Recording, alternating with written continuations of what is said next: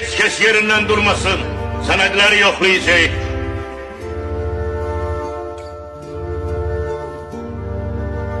Gecdi daha. Bunte, Buyurun saxlanırlar. kimi axtarırsın? Deyirlər Qatır Məmməd şəhərdədir, onu axtarır. Lap yaxşı. İşiniz də olmur. Sənədlərinizi göstərin. Sarsaq.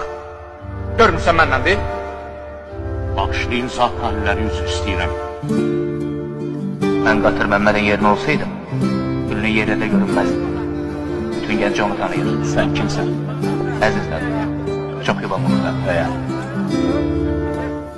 Bəs nə işin olara mənim kim olduğumu demədin?